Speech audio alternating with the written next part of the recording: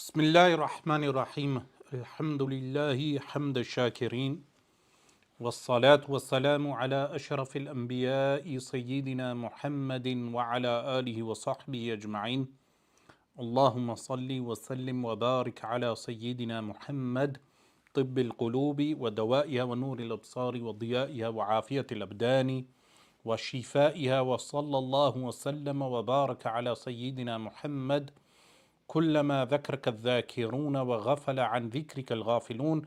Assalamu alaikum wa rahmatullahi wa barakatuhu.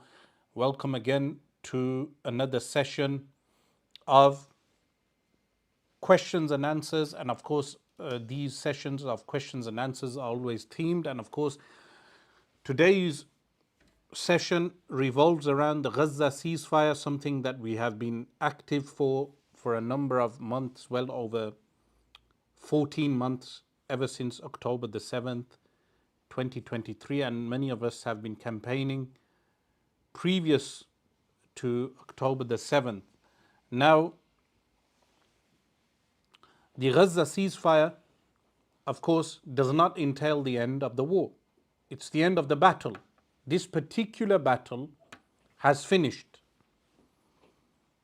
And the war, as opposed to what the mainstream media would want us to believe, that the war started on October the 7th, many of you must have witnessed various clips from mainstream news outlets when the framing of the current battle is based upon the events of October the 7th.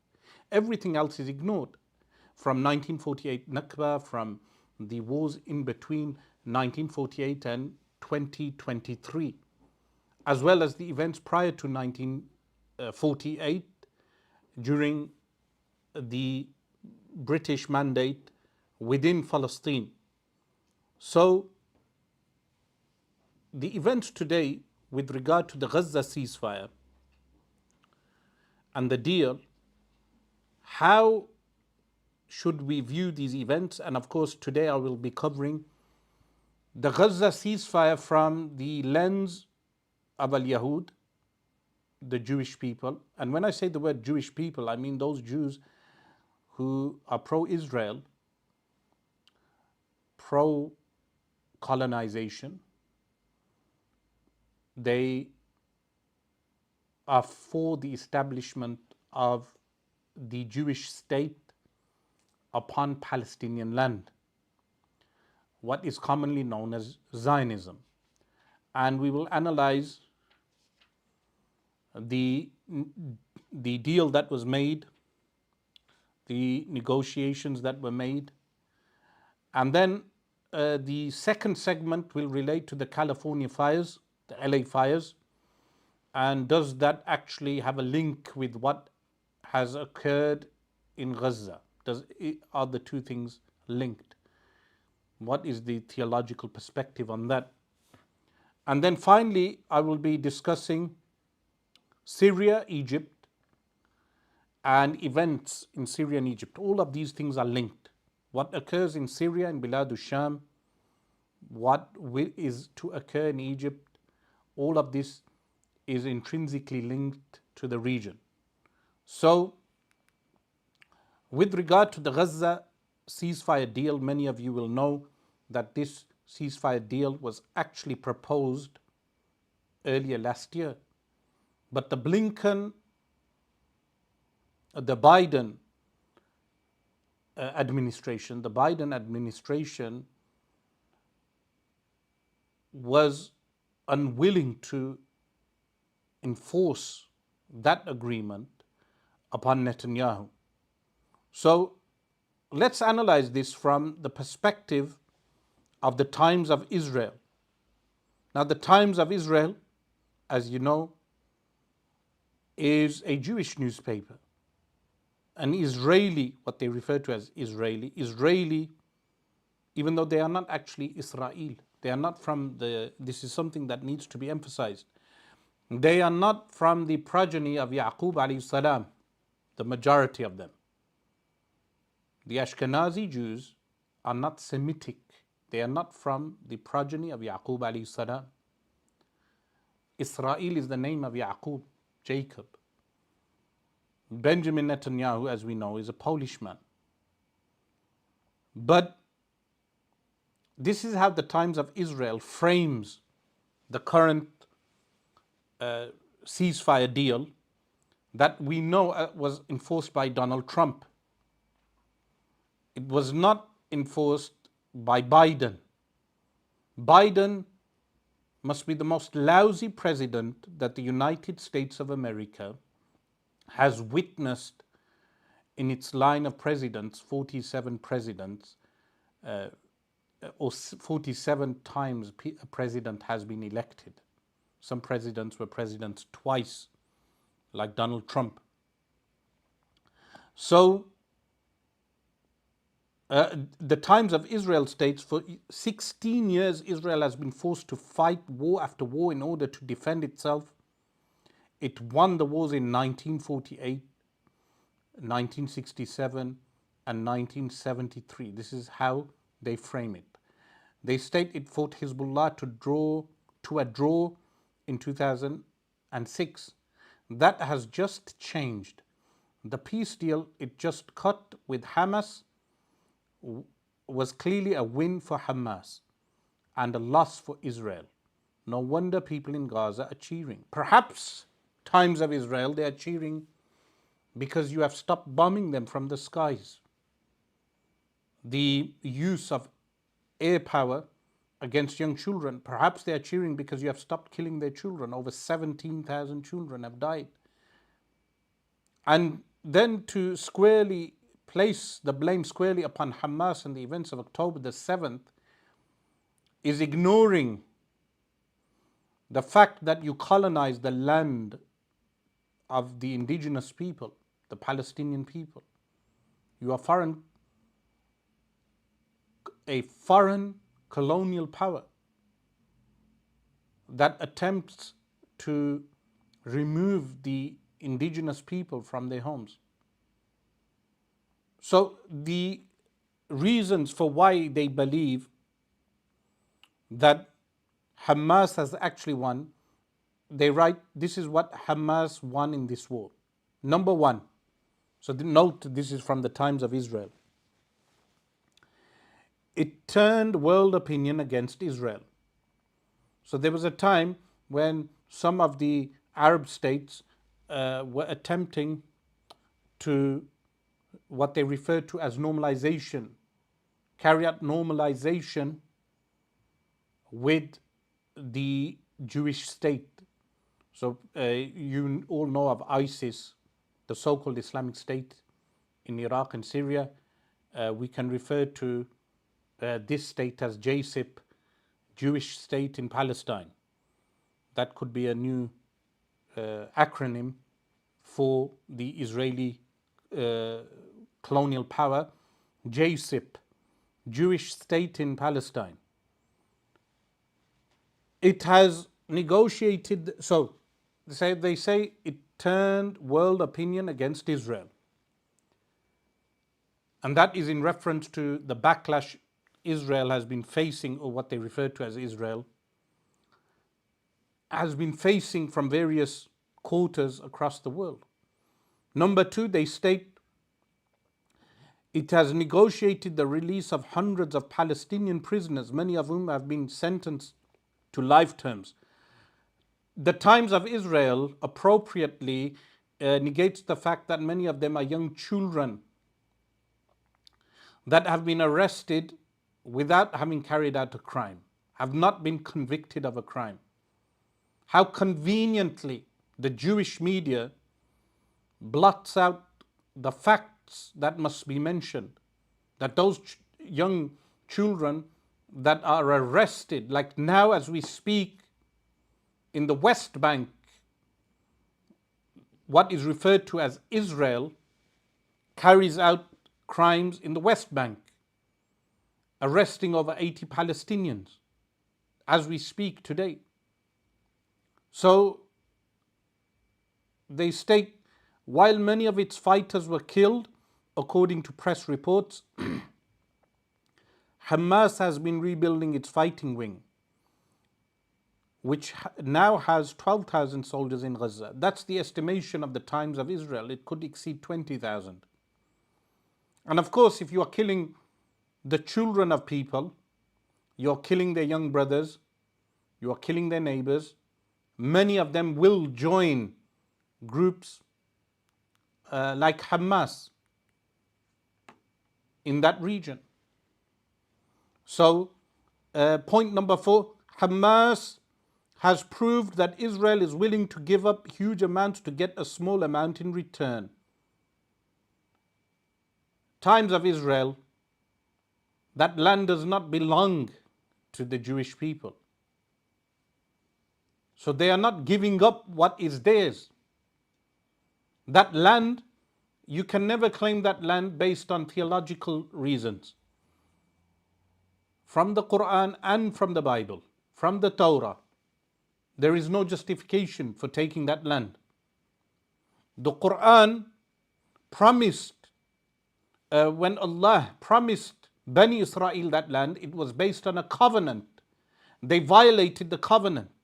They did not live up to the covenant. And then the land was given to others. So then,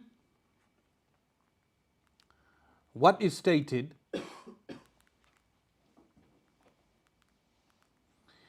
is Hamas gets to claim proudly that the October 7th, 2023 massacre brought about terrific results. In fact, Israel is weaker now than it was on October the 6th, 2023. Well, firstly, what the Times of Israel omits from this statement is that the October the 7th, 2023 events would not have happened if Israel, or what is referred to as Israel, the occupying forces, were not surrounding Gaza with weapons, with destructive weaponry, keeping the people behind barriers like animals, barriers that cannot be scaled, not keeping the people in a concentration camp, not keeping the people dependent for electricity upon the occupying forces.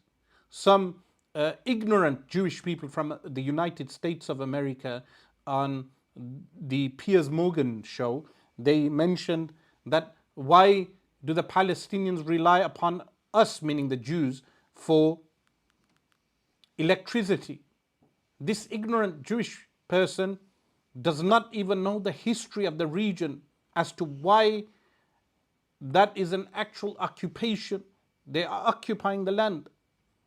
It's not that the Palestinians are willingly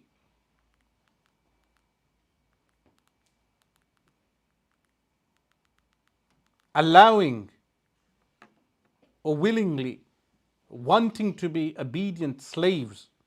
They are not slaves to the Israeli Jews, as the Israeli Jews want them to be. They want Palestinians to accept a two-state solution, which entails that that the Jews take majority of the land, which the UN gave them conveniently in 1948, over 50% of the land, when in reality they owned less than 8% of the land at the time.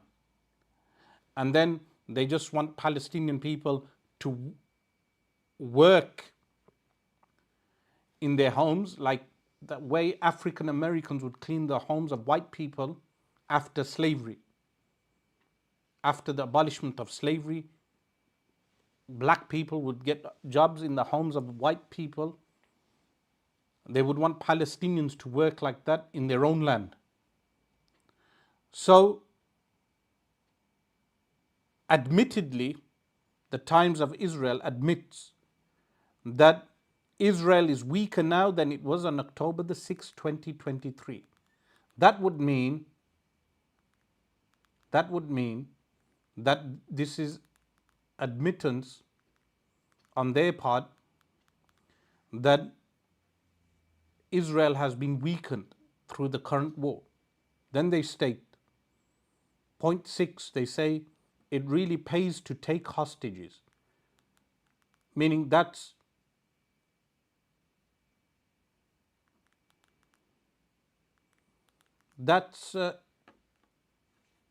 claiming that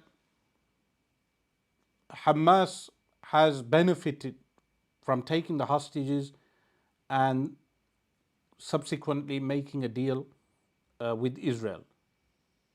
They make the point on point 7, while much of Gaza has been destroyed, the world is about to provide huge sums in order to rebuild it.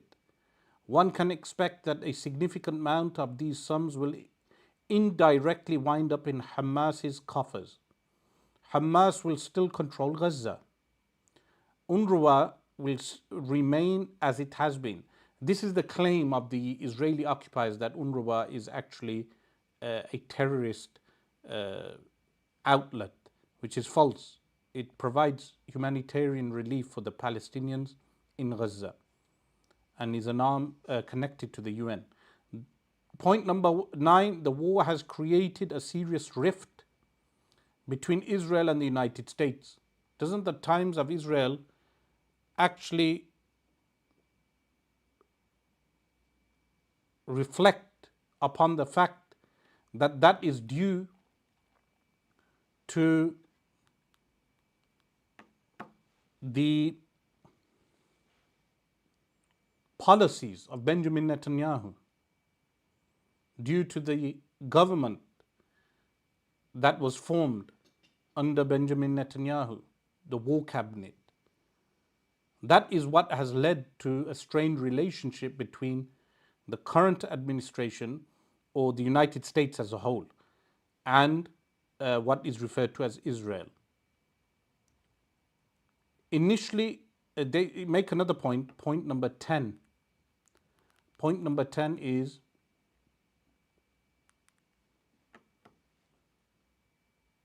the war has, initially Hamas will only have to release 3 hostages. It will have to release 4 more hostages shortly after that. During phase 1 of the deal, only a total of 33 hostages will be released. Israel may trade more Palestinian prisoners. No, they use the word prisoners. And how the Zionists, how they counter that is they say they are prisoners because they have violated the law. In reality, many of them are innocent, if not all of them, are innocent hostages. Many of them are not part of any organization. They are Palestinian citizens. But they state Israel may trade more Palestinian prisoners, meaning hostages, being held by Hamas, for more hostages after that. Thus, at the end of phase 1 of the deal, Hamas will be able to continue to hold roughly 30 hostages, some of whom may already be dead. They are dead because of the state of Israel, or the entity, violently carpet bombing or attempting to carpet bomb Gaza, indiscriminately bombing, claiming that Hamas fighters are dressed as citizens embedded within the wider population, and it gives them the reason to bomb Gaza indiscriminately.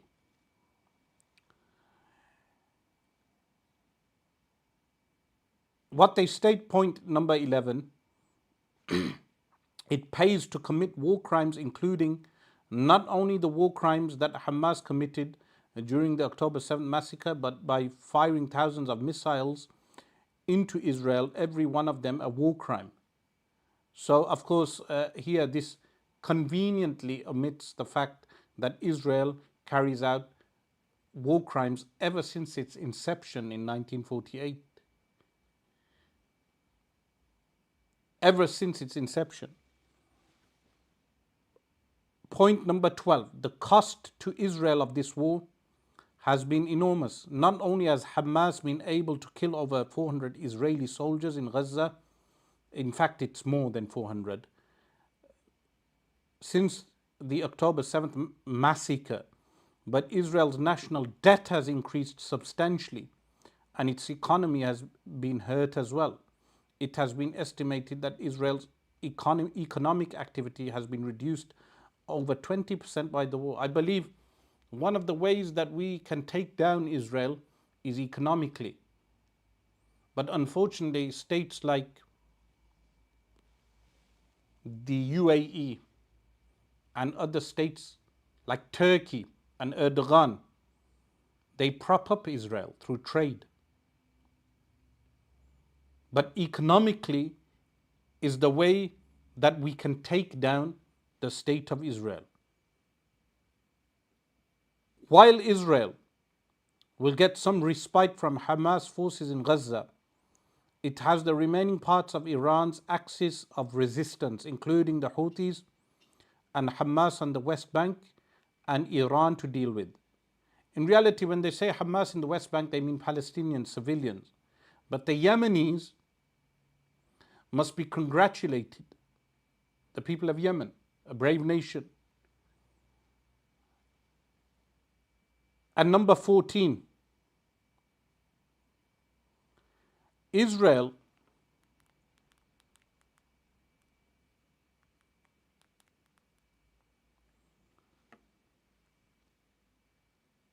will begin to withdraw its troops from Gaza, and for now the killing will cease. Yes, the killing that Israel is carrying out, that killing should cease. What they state further down, what Israel has obtained that it did not have on October 6th, 2023, they only place one point, which is absolutely nothing, or almost nothing. Meaning Israel has not gained anything from this war. That is the article here in the Times of Israel.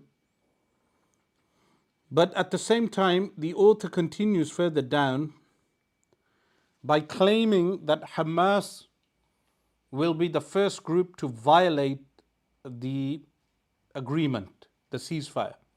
This is false. Israel always violates the ceasefire agreements. In fact, as we speak today, there have been incidents within Gaza which can be deemed as a violation of the ceasefire agreement. This article is written by a David K. Rees. And of course, there have been incidents already.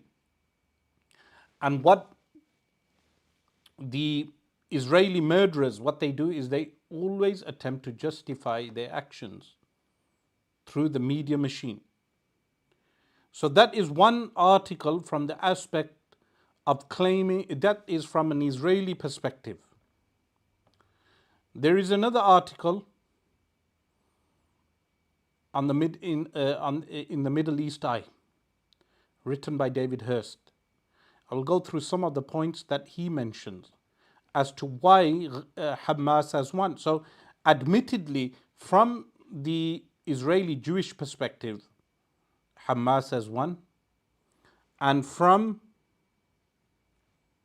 the perspective of pro-Palestinian writers, pro-Palestinian journalists, Hamas has also won this current war. And the ceasefire entails that they have won this war against the odds. What they state, in a war of liberation, the weak and vastly outgunned can succeed against overwhelming military odds. These wars are battles of will. So this following article is very interesting.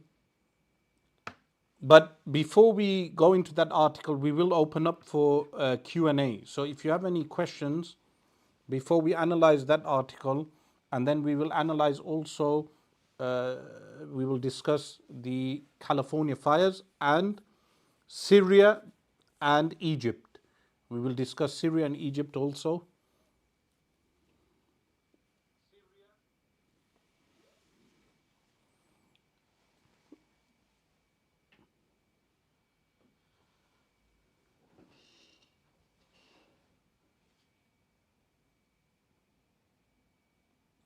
Someone asks, will modern technology stop functioning before emergence of Al-Mahdi or after?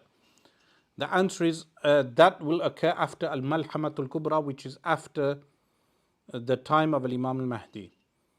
The person asks, when will the desolation of Al-Madinah occur in chronology? The person is asking about Kharabu Yathrib. Kharabu Yathrib is an event, it doesn't entail desolation. It entails, the hadith states, Umran al-Quds wa Kharabu Yathrib. It entails people migrating from Al-Madinah to Jerusalem. That will occur in the time of Al-Mahdi. How many signs remain before the actual emergence? A few signs remain, but we are on the threshold of the signs just before Al-Mahdi, which is the sign of the appearance of the Euphrates gold, something which I will cover further down. Someone asks,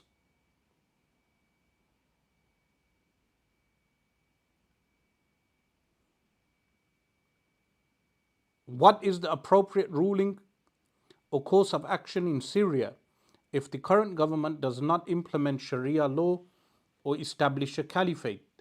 Well, what has just come in, a new Syrian president, he's now referred to as the president, Abu Muhammad al-Jawlani, who is known as Ahmad al-Shara', has congratulated Trump on his inauguration as President of the United States and says he hopes for good relations with America.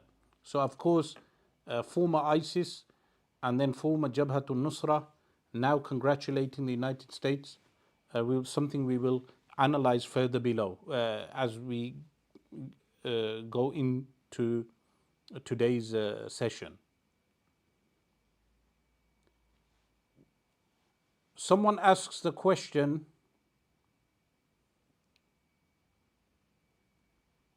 Assalamu alaikum Shaykh, which Quran tafsir and commentary do you recommend which also has English translation? Well, in English you have the tafsir of Al-Imam Jalaluddin al-Suyuti, Tafsir Jalalain, this is translated into English. If somebody goes to Mecca and does not do Umrah, will they be sinful? In the Hanafi school, if you go to Mecca al-Mukarramah just to visit the city, you must enter the city or the miqat, which is the boundaries for the Umrah and Hajj, with ihram and carry out the Umrah. This is in the Hanafi school.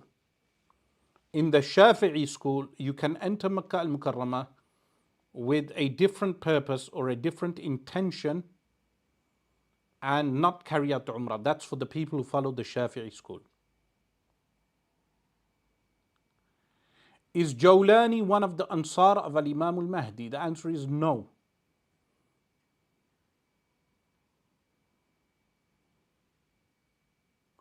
Sheikh, what is the best dua for asking for a new job or building your own thing? My aim is to be a student of knowledge, but I need to be financially free for that. Read daily 100 times La ilaha illallah al-malikul haqqul mubin, 100 times daily, preferably after Salatul Fajr. Do you believe that the war will continue after the hostage release? The war, we are in a state of war, meaning there is a state of war and war will continue. But for now there is a ceasefire and I will analyze that further down.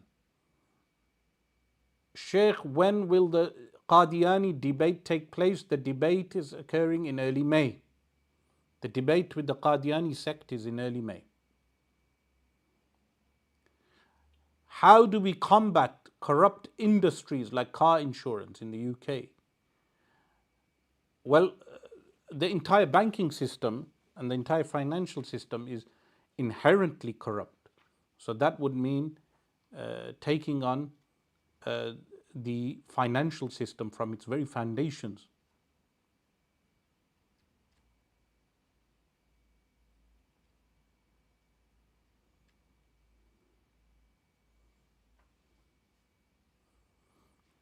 Someone asks the question, the Wahhabis have corrupted Books like Fathul Bari, do you have any recommendations on a good publisher? They haven't actually corrupted the texts of the books.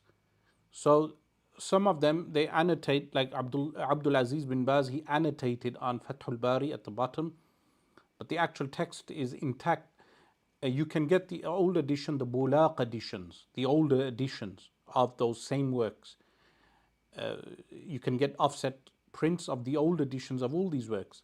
Similarly, there are many Sunni publishing houses: Darul Minhaj al Qawim, Darul Minhaj, Darul Fikr, Darul Imam Yusuf al Nabahani, Darul Fath, Darul Taqwa. Like this, there are more Sunni publishing houses at this time than there are Wahhabi publishing houses. Someone asks, if someone lives in Mecca within the miqat, how do they do Umrah? Like if they leave, do they always have to do Umrah on return? The answer is, if they trade and their job requires them to leave Makkah al-Mukarramah regularly, then they take the rukhsah from the Shafi'i school that they do not need to keep performing Umrah. However, if they are in Makkah al-Mukarramah and within Makkah they need to perform the Umrah, they go to the Masjid of Sayyidah Aisha radiallahu anha, they wear the ihram, perform the 2 cycles, rak'atayn, and make the intention of Umrah. If, however, they do not have a job which necessitates upon them to leave the city regularly, then they must perform Umrah. What are the views of Sunni ulama of Syria regarding the new leaders of Syria? Many of the Sunni ulama are happy that Bashar al-Assad has been toppled. That is across the board of the Sunni ulama. They are happy, jubilant that Bashar al-Assad has been toppled. But this does not mean that you cannot be critical of the new regime. Is there a link between the fitna of Ad-Dajjal and the release of Ya'juj and Ma'juj, as sins are the impetus of their barrier to open? The answer is that the 2 events are, the event of Ad-Dajjal is before the events of Ya'juj and Ma'juj. Shaykh, how do you counter Sufi Ash'ari ulama being friendly with Jawlani? The Sufi Ash'ari ulama are friendly with the Abdul Fattah Sisi. They were friendly with Bashar al-Assad. They were friendly with Saddam Hussein. They were friendly with Hosni al-Mubarak. They were and now they are friendly with Jawlani. It doesn't entail anything. The Arab world, unfortunately, has regimes, dictatorships. So we will be observing, has Jawlani become a new dictatorship? How is he the president of Syria without an election? At what point does a student stop formal studies? When do you know you are ready to move on? The answer is, you will know that from your teachers.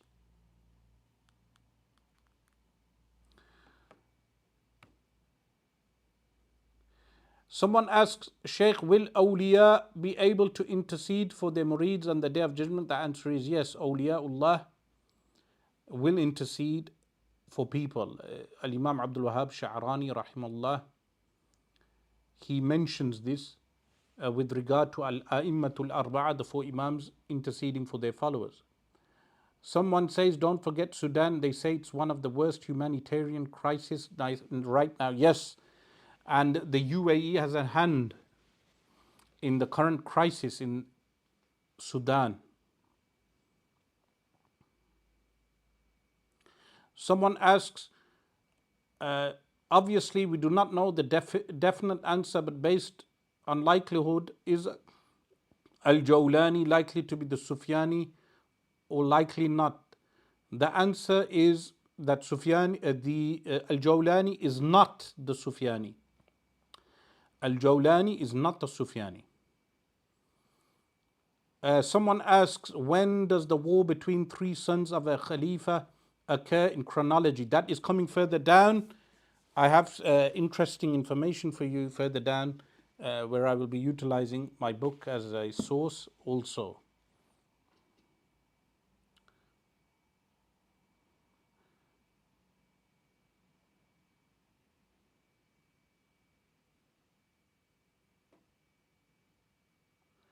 Assalamu alaikum. What should we do in this stage as a ceasefire goes on to rebuild Gaza? Fund. What some of the Egyptians are doing is they are bringing in caravan homes for the people to live in with toilets and all the convenience. People should help in removing the rubble in Gaza, removing the rubble, providing housing for the people, providing food and aid. These are the best things that we can do. Someone asks, is Egypt going to be placed under difficulty? Is it the next country based on the hadith? The answer is yes. I will be mentioning that to you shortly, insha'Allah ta'ala. Someone asks, best way to get rid of stress and anxiety. The response is by increasing your salawat and salam upon the best of creation, sallallahu alaihi wa alihi wasallam. Someone asks, when does war between three sons of a Khalifa occur in chronology? The answer is before Al-Mahdi.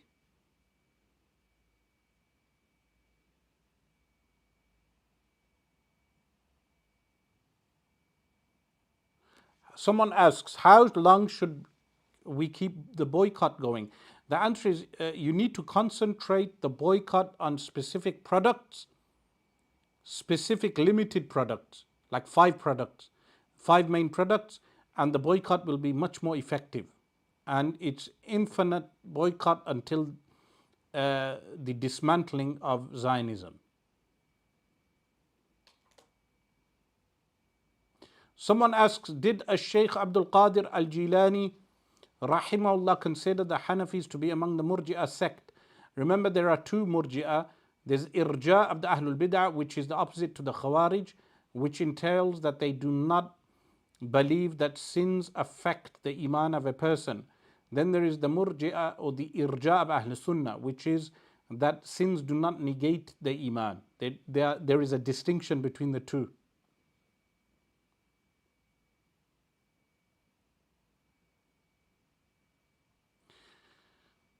Someone asks, can you teach us the justification for Palestine, Jerusalem being Muslim land? Jews might argue lands are conquered through battle, fighting, which is what they are doing. So the response is very simple. Then the counter battle is justified. So if they are justifying through war, then the counter battle is justified through war.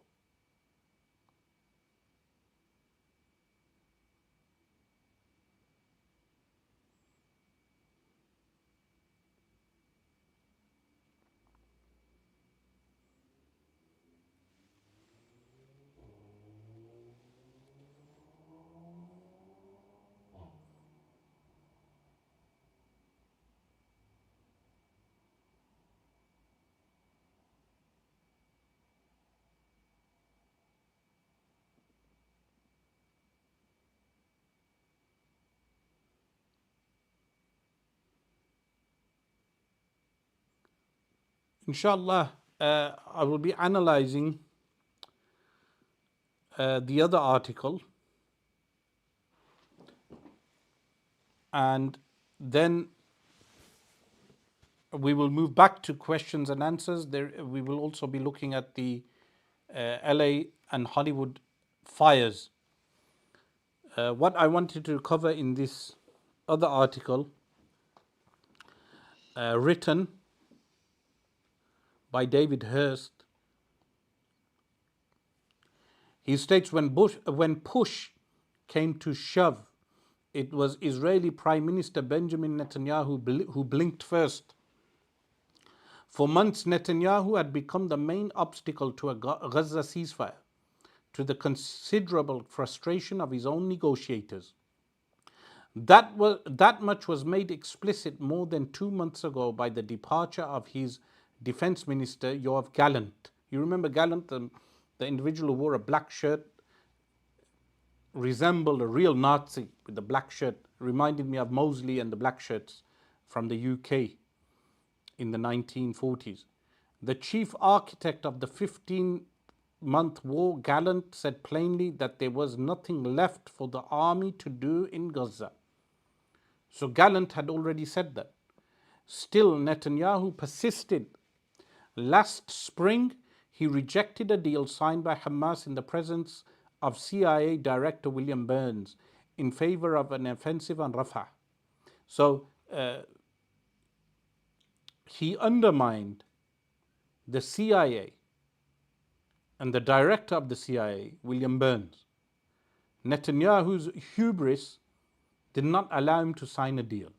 But if you remember, many of us said at that time that he will leave with his tail between his legs. And that is exactly what has occurred. And if you remember, there was a live stream we had on the general's plan. So what David Hurst states here, in the autumn, meaning last year, Netanyahu turned for salvation to the general's plan. If you remember, the general's plan to evacuate northern Gaza, to carry out ethnic cleansing, to genocide the people, make them leave, aiming to empty northern Gaza in preparation for resettlement by Israelis. The plan was to starve and bomb the population out of northern Gaza by declaring that anyone who did not leave voluntarily would be treated as a terrorist. So at this point, we need to congratulate the people of Gaza for having taken on the world. They took on the world. Multiple nations gathered against the people of Gaza. He states it was so extreme and so contrary to the international rules of war that it was condemned by former Defense Minister Moshe Yaalon as a war crime and ethnic cleansing.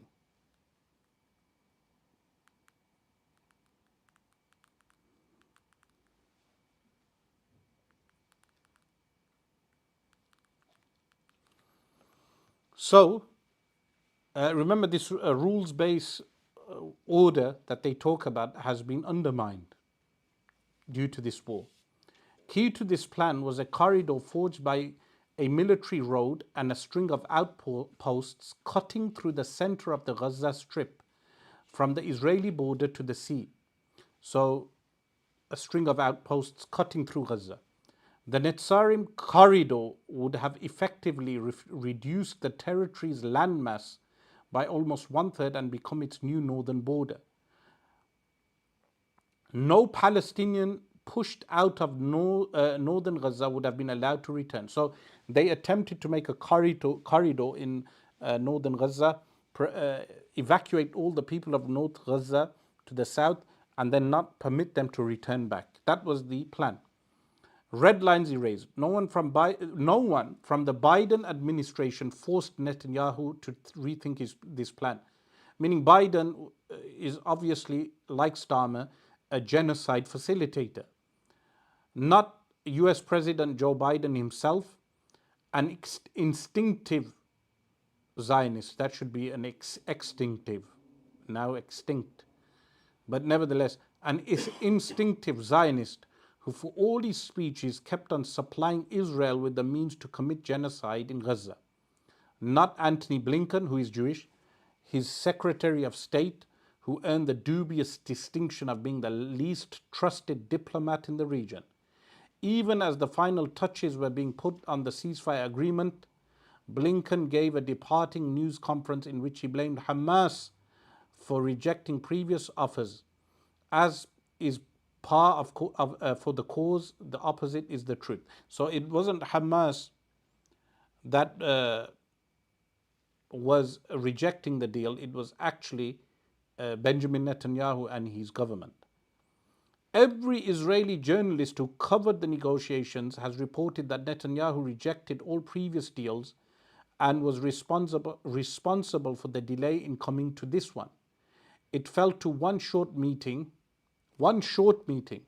with US President-elect Donald Trump's special Middle East envoy, Steve Witkoff, to call time on Netanyahu's 15-month war. So one phone call from the envoy of Donald Trump. After one meeting, the red lines that Netanyahu had so vigorously painted and repainted in the course of 15 months were erased. As Israeli pundit Eril Segal said, so this is an Israeli, he says, we're the first to pay a price for Trump's election. The deal is being forced upon us. We thought we'd take control of northern Gaza, that they'd let us impede humanitarian aid. So these people, human beings,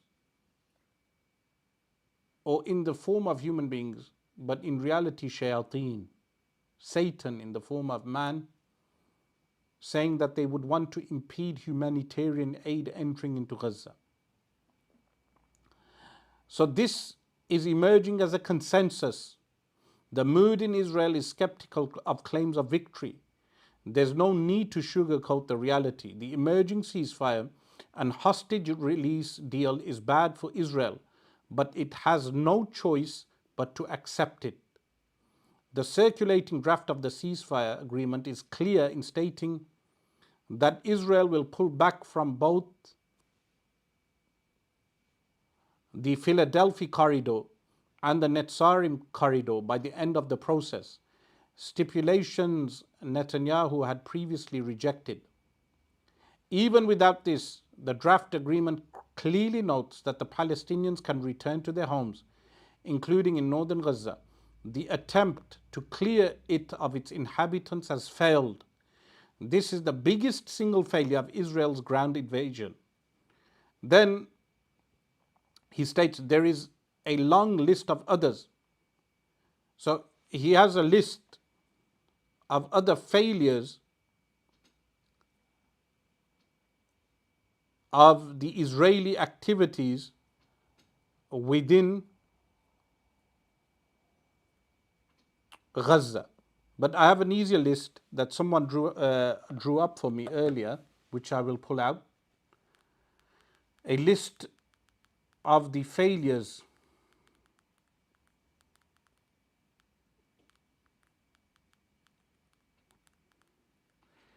firstly, they failed to destroy Hamas's ability to govern and launch attacks from Gaza. To this day, Hamas can still govern Gaza and launch attacks from Gaza. Prior to the ceasefire, Hamas was already launching missiles made within Gaza from the territory of Gaza into occupied Palestine, which they refer to as Tel Aviv. Hamas still governs Gaza. So this small strip of land, never in history have we observed that a small strip of land was able to defeat over a dozen nations, an alliance of a dozen nations, supplying space spying drones, supplying the best technology. Additionally, failed in rescuing their hostages by force and killed several in their bombings of Gaza. So aside from failing to destroy Hamas, Hamas has recruited more fighters, is still able to govern the strip. Israel was unable to rescue the hostages taken by Hamas, and in fact, it murdered many of its own citizens. Then ended up accepting ceasefire and prisoner exchange. So ended up accepting ceasefire and prisoner exchange, something they said they wouldn't do.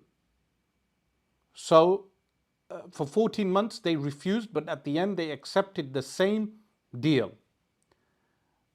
Additionally, failed to stop the rockets being fired into occupied Palestine. Failed to ethnic cleanse northern Gaza, the general's plan. Failed to send Palestinians into the Sinai from southern Gaza. All of these things, Israel failed.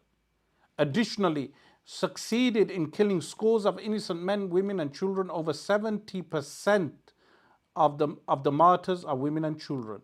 That is your achievements. That is the achievement of the devil, Netanyahu. Succeeded in destroying houses, schools, hospitals, and other buildings in Gaza, churches and mosques, and other buildings. Those are the achievements of the Israelis with regard to what they claim they have achieved in Gaza. So we will move on now to discussing the California fires. Does this link up with Gaza? Theologically, some people have said what occurred in California, the fires in California, they have some kind of link with what is occurring in Gaza. Well, if we look at the policies of the Biden administration towards Gaza, the Biden administration supplied more money for Jewish people occupying the land of of other people abroad. Billions were supplied to what is referred to as Israel, and they cannot safeguard their own citizens. So before going into the California fires facts, we will open up for a few questions again, and then we will analyze the events unfolding in Syria and Egypt.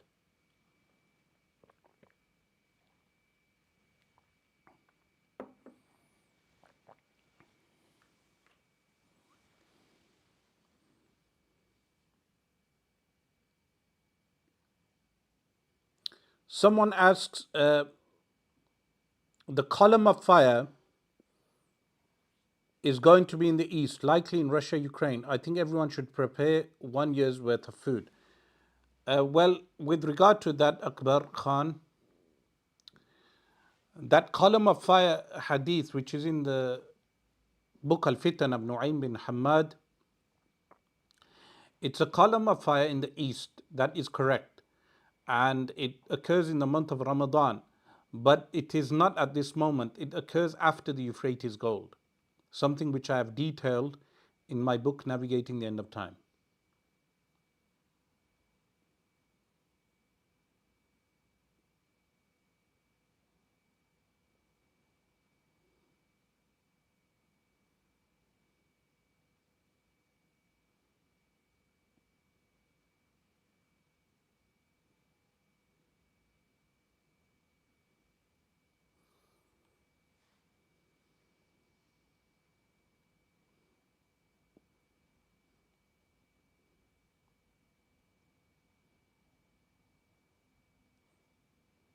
Someone asks, what is the ruling in the Hanafi school when a book is considered a mushaf? The answer would be when the majority of the book is the Quran. Someone asks, are Kashmiris really one of the lost tribes of Israel? The answer is no.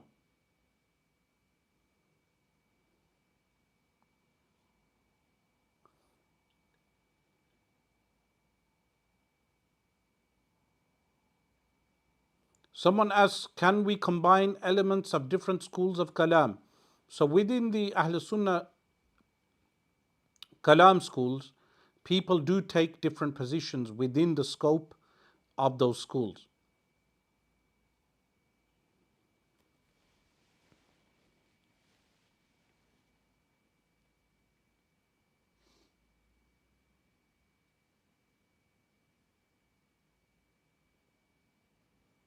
Someone says, some children in our school say Hitler was a good person because he killed Jews. What should we Muslims say? That is incorrect. Hitler was not a good person, and the killing of Jews was not a good thing. It's condemnable in Islam.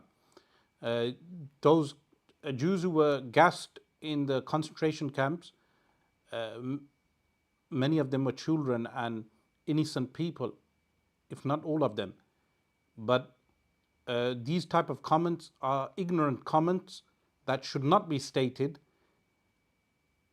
and in fact they reflect the mentality of the Israeli Jewish establishment that we see today, when they refer to the Palestinians as animals, dehumanizing the other.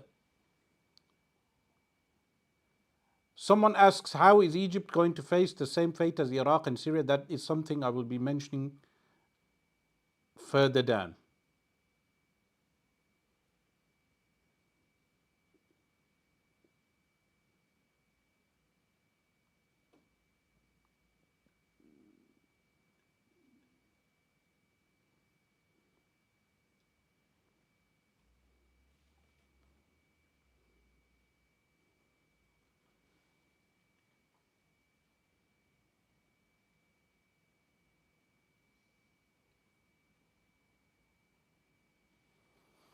Okay, we will analyze, inshallah, some of the facts relating to the California fires and then go into the issues in Syria and Egypt. With regard to what has occurred, let's look at some of the facts. 25 people have died and thousands have been affected in the wildfires that erupted in the Los Angeles, California area on January the 7th, 2025. So this was before the ceasefire. First responders are actively fighting the flames and authorities are investigating the causes of these California wildfires. These are the most devastating winter fires in the region in more than 4 decades. So, what do we have? We have 7 California fires that ravaged California. As of January the 14th, 3 were still mostly uncontained and evacuation orders were in place. Now, this occurred during the time of when Donald Trump says that he will bring hell to Gaza for Hamas. He states this, and then the California fires start, after which we have a ceasefire. Is that from Allah? That's something for Donald Trump to sometimes shut his big mouth and be careful of what he says. Before you promise hell to Gaza, you should think of the wrath of Allah. That is something for Donald Trump to think of. Even though you did a good thing by bringing out about the ceasefire and bending Benjamin Netanyahu's arm and forcing the swine to accept the deal, the ceasefire. That's a good job you did, but be careful with what you say. And then what is mentioned is the Palisade fire broke out Tuesday, January the 7th, near Los Angeles. So far, it has burned more than 23,700 acres at that time, including homes and businesses in Pacific Palisades and along the Pacific Coast Highway. It is at that time it was only 22% contained. Then you had the E18 fire, also began January the 7th, a day after or around the time when Donald Trump threatened Gaza with fire. As soon as he threatened Gaza with fire, fire came to California. And the Hearst fire also began on January the 7th. 800 acres were burnt. And then the Lydia fire broke out January the 8th. 395 acres were burnt. The Kenneth fire, January the 9th. 1,052 acres were burnt. The Sunset fire broke out January the 8th. And it burned 43 acres. The Otto fire, it started on January the 13th. and 60 acres were burned. And then 25 people have died, 8 in the Palisades fire and 17 in the E18 fire. At least 23 people are still reported missing. At that time, 88,000 people are still under evacuation orders, down from 180,000 people. So, what's mentioned with regard to how they tackled the fire, crews from California, 9 other states, and Mexico are actively fighting the flames with 1,400 fire engines and 84 aircraft.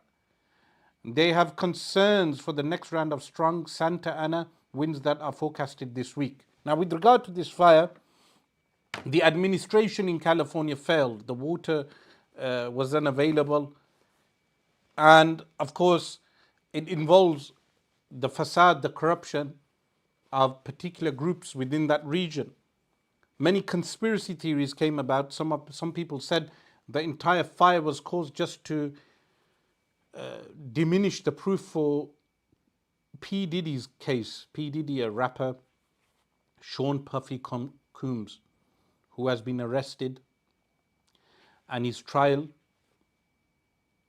is in the near future. So they thought that the United States will burn down thousands of acres just to hide evidence with regard to some underground tunnels. These are the crazy conspiracy theories that people have to undermine the role of Allah. Allah subhanahu wa ta'ala creates this. Why do you always need to resort to ascribing power to governments? Governments are not powerful. They are not all powerful. Governments have their weaknesses and their flaws. Many of them have as much information, people in government, they have as much information as what you may find in the New York Times. If someone is reading the New York Times regularly, a person within the government may have similar amount of information. Ultimately, Allah subhanahu wa ta'ala is powerful.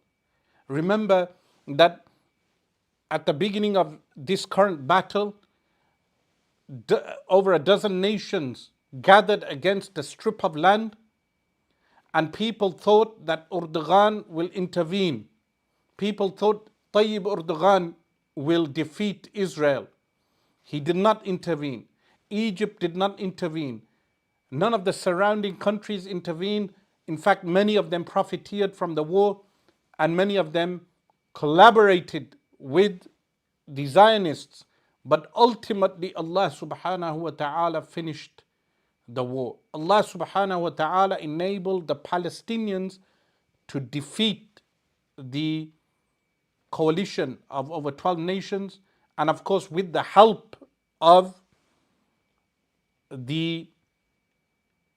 those who supported Gaza, with the help of those people, like the Lebanese, the Yemenis and others that supported Gaza. With their help, they defeated the coalition of all these various governments. Now, inshaAllah ta'ala, we'll move on to Syria and Egypt, because many people are asking with regard to HTS, Hay'atu Tahrir al-Sham, and Al-Jawlani, and the hype surrounding Jawlani, as well as events that are unfolding in Asham. As we speak, Israel has taken the water reservoirs of Syria. It controls over 30% of the water, it occupies 30% of Syria's water. It has destroyed Syria's military hardware. Syria has no navy. It has carried out over 1,000 strikes on Syria, dropping earthquake bombs that resemble nuclear weapons, shaking the ground and destroying military facilities of Syria which belong to the Syrian people. And prior to Jawlani taking Damascus, when I was critical of Jawlani. Many of his supporters, they said that he does not share a border with Israel or occupied Palestine, and that is why they do not carry out incursions into occupied Palestine. Now that they share a border, they say that they do not have the military capability and that we should have patience. We should have patience that the current government, the HTS in Syria, will reform and build up its military capabilities to take on Israel with the help of Tayyip Erdogan. That is the claim of many. They believe that HTS will build up Syria militarily, will build up its capabilities, and with the help of Tayyip Erdogan, they will fight Israel in the near future. That is how they are framing this issue. Failing to mention that Israel already occupies the remaining Golan Heights. So Jawlani, whose name is Golani, whose nickname was Jawlani, named after Jolan, the Golan Heights, was unable to protect the Golan Heights from an Israeli invasion. And then Israel occupies Quneitira. It occupies southern Syria. It is only a few dozen kilometers away from Damascus. It has, as I mentioned, it destroyed all the hardware capabilities of Syria. Syria has become a failed state in the sense, meaning for the past 54 years under the Ba'athist regime, it was not much of a functioning state in terms of how a state should function, but now it's a totally failed state in terms of there is no currency. The economy has totally collapsed. Inflation is not even the right word. There is no military capability. The country is divided. You have the division between the Kurds and the Arabs. And of course, these are deep-rooted divisions. The Kurds and the Arabs just in Quneitira and Deir Azur, you go back to the history of the Kurds and the Arabs in that region. And then even going back to 2004, I remember while being in Syria, there was competition even between the football teams, the respective football teams of those regions of Quneitira and Deir Azur, because of the ethnic differences. So Syria now is a shattered, divided country. It's a failed state. And Jawlani has a history with ISIS, Daesh. We know he went into an American prison in 2006. He was released in 2011. He was a subordinate of Abu Bakr al-Baghdadi up to 2013. He was sent by Abu Bakr al-Baghdadi in 2011 into North Syria to set up Jabhatun Nusra. Jabhatun Nusra was an offshoot of ISIS up to 2013, and then in 2013 Abu Bakr al-Baghdadi broke away from Ayman al-Zawahiri and Al-Qaeda, and that led to the division between Jabhatun Nusra and ISIS. So up to 2013 this man was a subordinate of Abu Bakr al-Baghdadi, and then from 2013 to 2017 he led Jabhatun Nusra, which was an affiliate of Al-Qaeda. And then during that time he not only destroys the shrine of Al-Imam al-Nawawi, Jabhatun Nusra, which you can find in Al Jazeera website, you'll find the article from 2015 that Jabhatun Nusra was responsible for destroying the shrine of Al-Imam al-Nawawi, because they deem Sunni Muslims as being mushrikeen polytheists, grave worshippers, because they preserve the graves of Sahaba. So these people, they mention what the Shia say about the Sahaba alayhim ridwan, but at the same time they intend to destroy the shrines of the Sahaba themselves, like they did in Al-Baqi in Al-Madinah Al-Munawwara. So in 2015 they placed explosives on the grave of Al-Imam al-Nawawi rahimahullah, destroyed the grave. And someone says, are shrines things we accept in Islam? The grave of Imam al-Nawawi did not have a dome, did not have a structure. This is something for people to know. Al-Imam al-Nawawi, before he died, he left a will and testament that his grave should not have a dome and his grave shall not have a shrine. So when you go to the grave of Imam al-Nawawi, there is only a surrounding wall and a tree, because a tree, they did construct a dome and Allah subhanahu wa ta'ala caused a tree to grow out. The tree grew so big, they cut the tree, then it grew again. It kept growing, it destroyed the dome. And there has never been a dome on the grave of Imam al-Nawawi. But what did Jabhatul Nusra do? They placed dynamites around the grave of Imam al-Nawawi, destroyed. This is under the leadership of Al-Jawlani. Then in 2017, and this needs to be mentioned, is that the Ikhwanul Muslimin refused to play ball with the United States of America.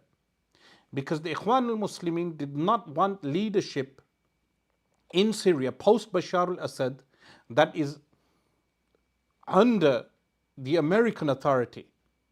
So the American CIA, they required someone that calls to the requirements of the United States of America.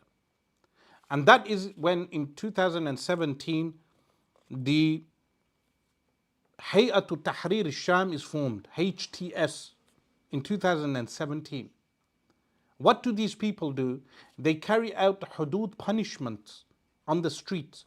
Hudud punishments are corporal punishments, but without the conditions being fulfilled. For instance, in Islam, you cannot carry out hudud punishments during civil war.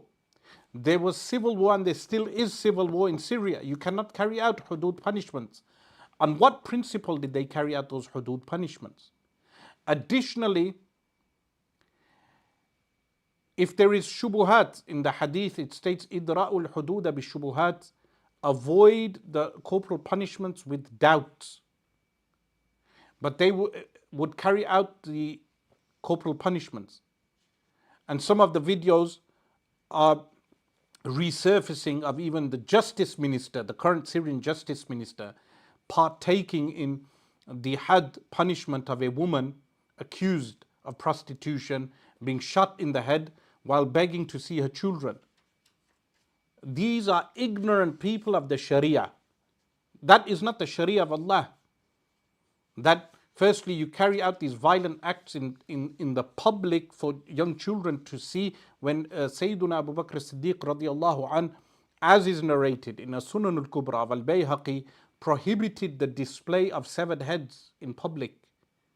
That was how the caliphate was, the real caliphate. Abu Bakr as-Siddiq radiallahu anh, he prohibited the display of severed heads in the streets.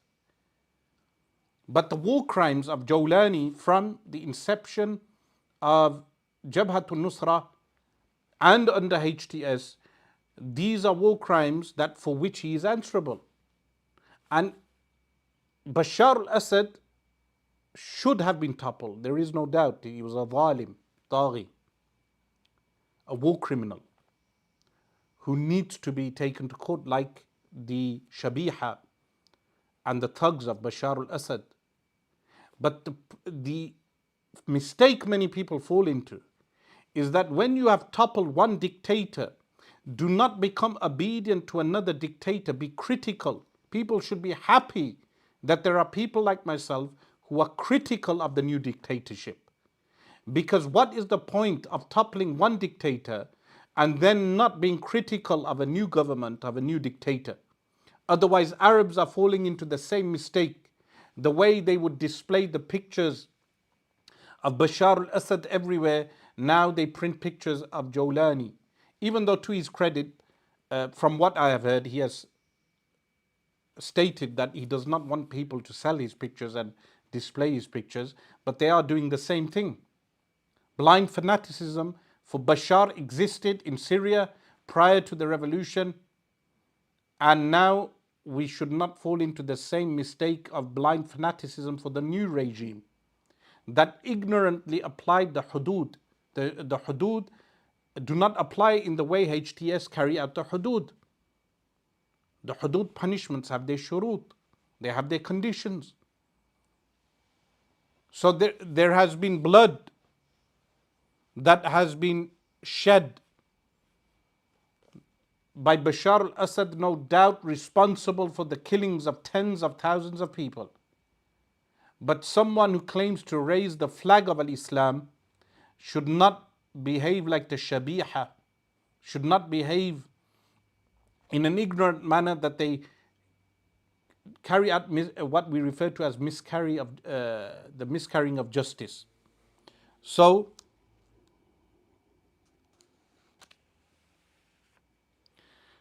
someone states what way of governing should be implemented. There is no viable state to make a caliphate there. Well, what I am saying is that the hudud are not applied. That is the exact point.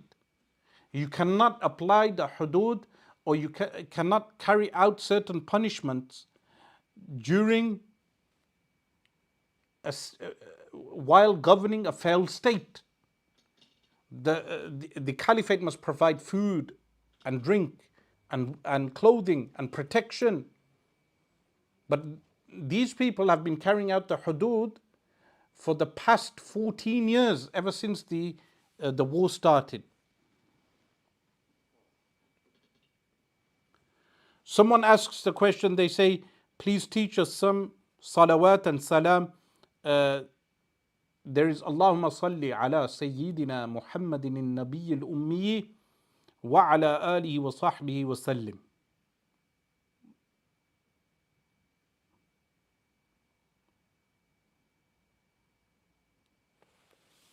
So, I wanted to cover some of the geopolitics in the region. Some of you may have heard with regard to the gold that has been discovered in Saudi Arabia. But before we go on to the gold that has been discovered in Saudi Arabia, I wanted to mention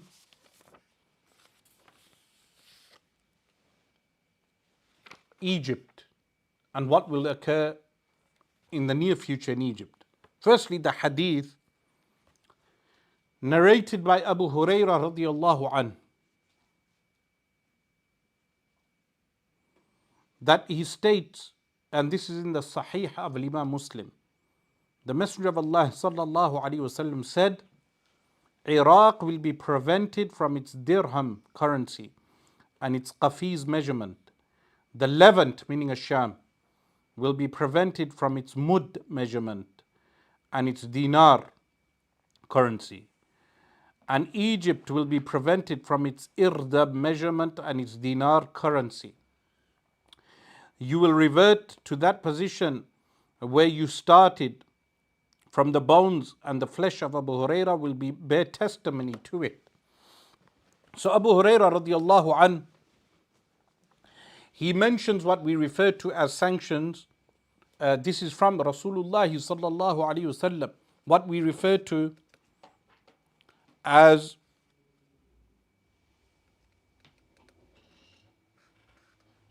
marfu' hadith. Someone states, they say, Iraq, Sham and Egypt already have been prevented from its currency. We use paper today, paper and plastic. You are correct, but that would then be the global system. So why only specify these three countries? That is the counter to what you state. And not only that, this hadith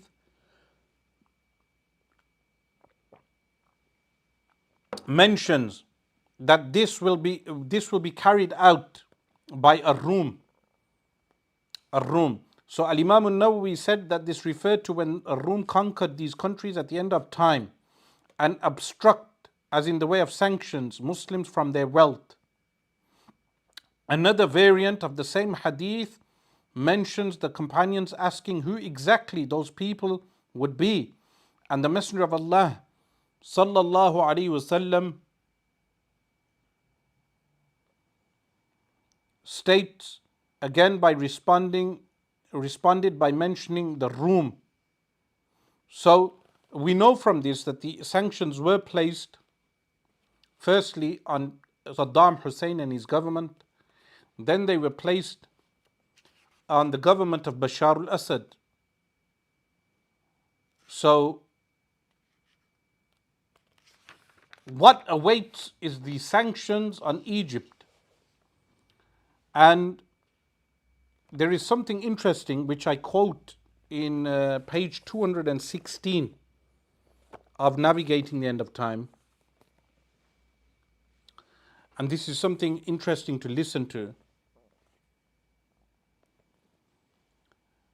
What is stated: Egypt is struggling to preserve its long-time prestigious posture in the Middle East and Africa. The Egyptian president Abdel Fattah al-Sisi cannot afford the political consequences of a potential dramatic drop of Egypt's water supplies if the Ethiopian Renaissance dams matter is not resolved. The impact would include thousands of hectares, leading to possible mass internal migration. That could reshape the economy and bring the possibility of political unrest due to public anger.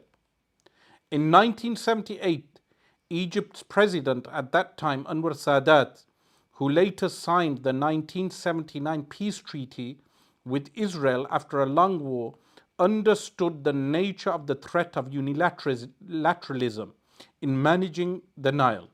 Ethiopia's proposed construction of dams on the headwaters of the Blue Nile led him to declare the only matter, and this is Anwar Sadat saying this, the only matter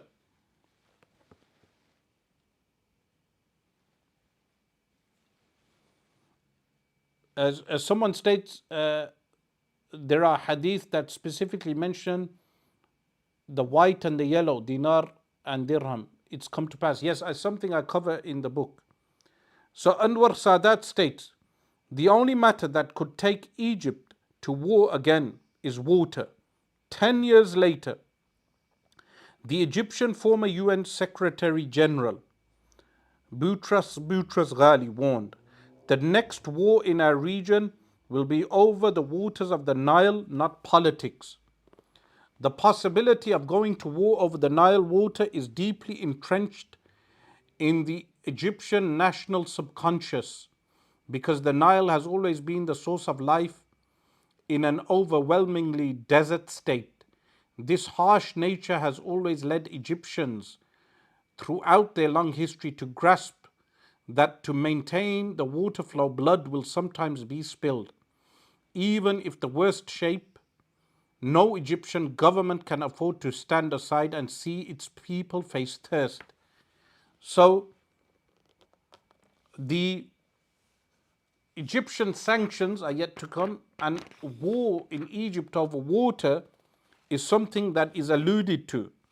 In one Athar, a report from Ka'b al-Ahbar, and this is in the Al-Fitan of Nu'aym bin Hammad, narration number 585. He states, Iraq will inevitably be a battleground. Iraq. The Levant shall be split, meaning Sham will be split. Egypt will crumble.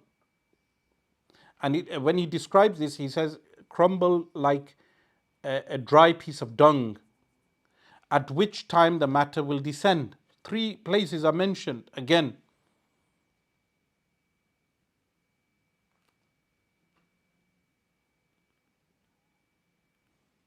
Those are 3 places.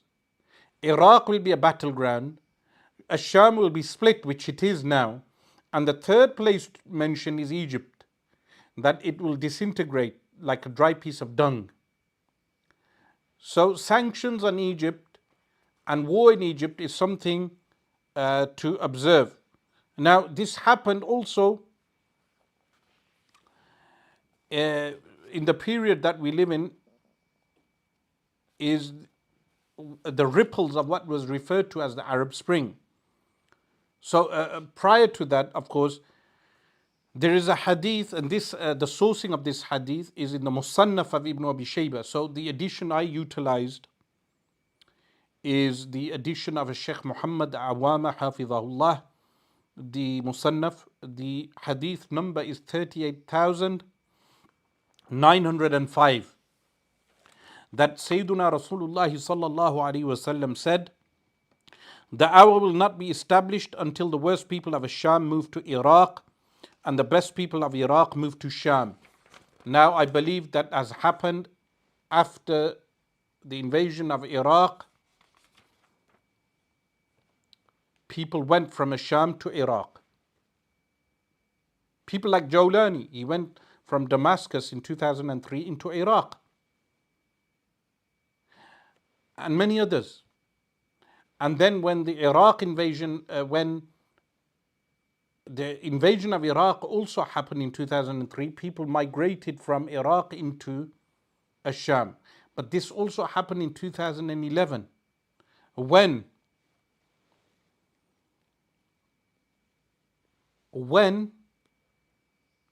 in 2011 Syrians moved to Iraq and Iraqis moved to Syria.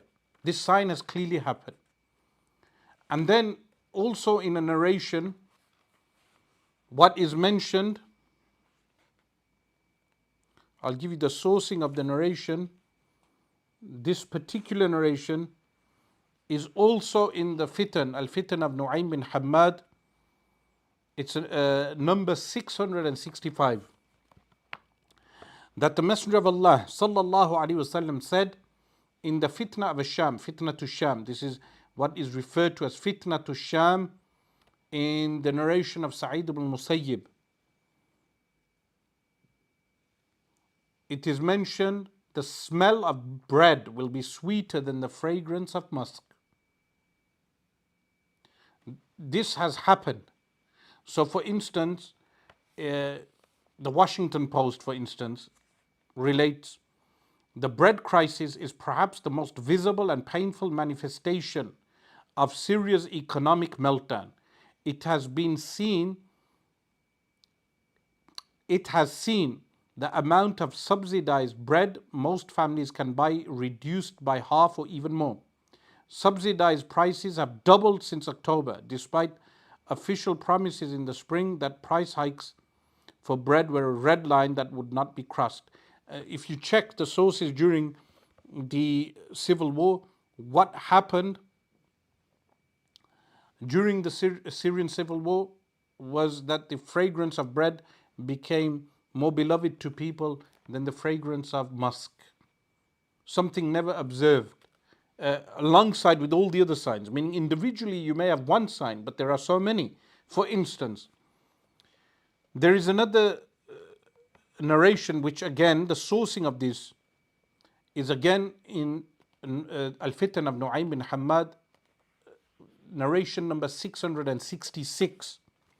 It states that the Messenger of Allah sallallahu alaihi wasallam said, "When you see white palaces in Sham with their heads in the sky, and trees not planted in the time of Nuh are to be found inside them, then the matter has descended upon you."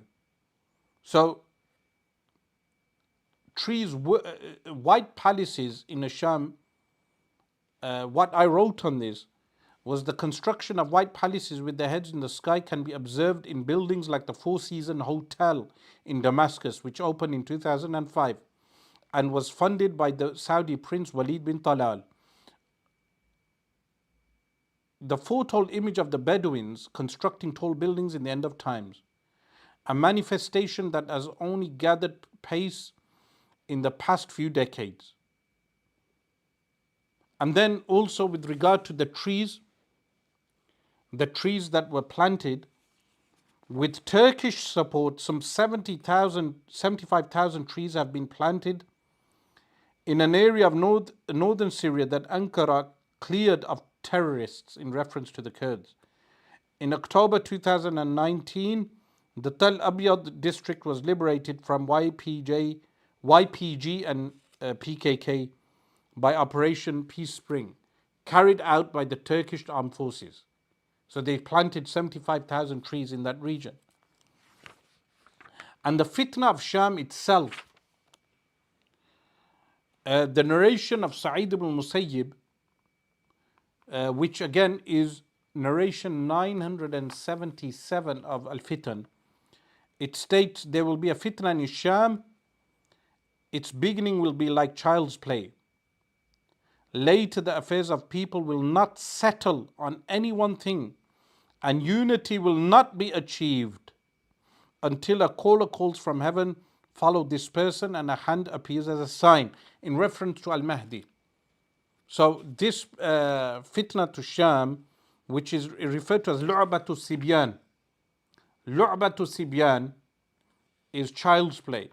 So a CNN report, even though CNN absolutely discredited station, but this is well known. It's a well-known story. Dar'a, a region where Israel is now close to Dar'a, by the way. They have invaded up to Dar'a, a town in the south of Damascus. And the story of at least 15 teenage boys arrested because of graffiti spray painted on a high school wall became the epicenter of the Syrian war. The outrage over their confinement and mistreatment rippled across the country in March 2011 until it ruptured into the fragments that exist today. Lu'batu Sibyan, meaning the children, they sprayed that, 15 teenage boys, they sprayed that, and it led to the civil war. And Abdullah bin Mas'ud radiallahu anh, he said, every fitan, every tribulation is of little worth until it is in a sham. When it is in a sham, it is the misfortune, Salem with the Sad, called the fitna of the dark night. So how it's described, the fitna of a sham flares up in one region after it has died down in another. All the while this is happening, other foretold fitna of the same dark Duhayma period are occurring. What I write on page 220, eventually the fitna of Sham will lead to the drying up of the Euphrates river. It will lead up to the drying of the Euphrates river when a gold seam will be uncovered. This drying up of the Euphrates and the subsequent uncovering of gold, whether in the form of a raw gold or in the form of treasure, triggers another augury, that of a war for that gold, from every 199 people will die. The fact of certain water sources and rivers drying up is one of the signs of the lead up to the actual period of the Dajjal, one marked by water scarcity and famine. Rivers and lakes mentioned include Lake Tiberias and the Euphrates River, to name two. This event occurs just before the time of the Mahdi, as related in a hadith recorded in Nu'aym bin Hammad's Al-Fitan. So,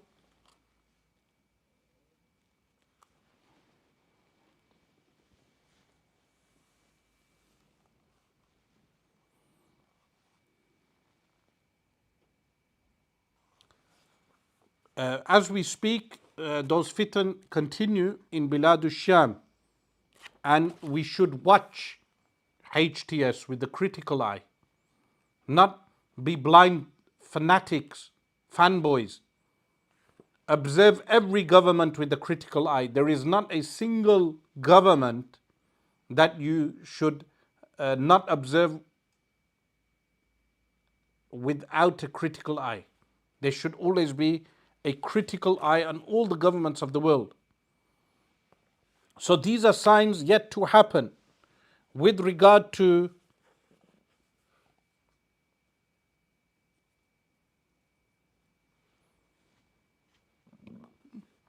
someone asks, Shaykh, to clarify, will there be a caliph before Al-Mahdi who will liberate Al-Aqsa?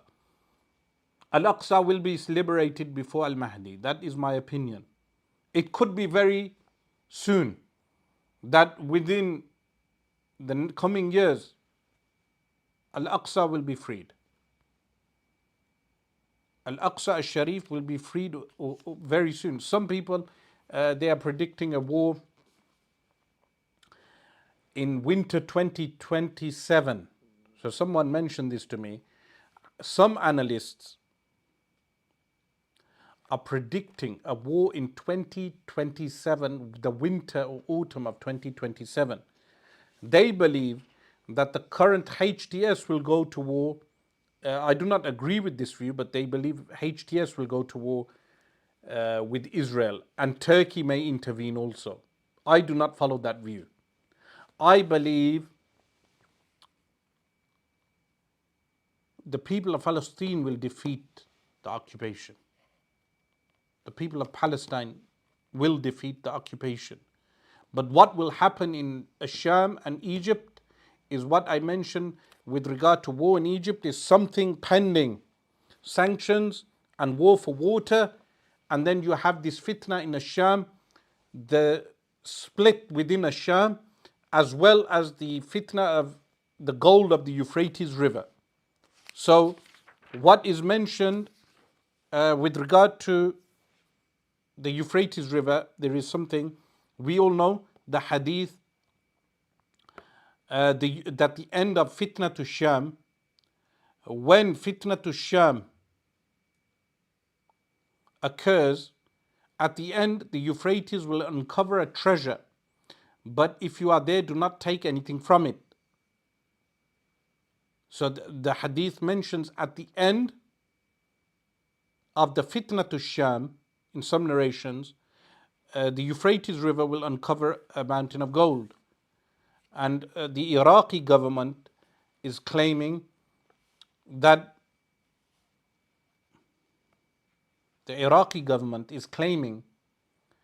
by 2040, the Euphrates will dry up.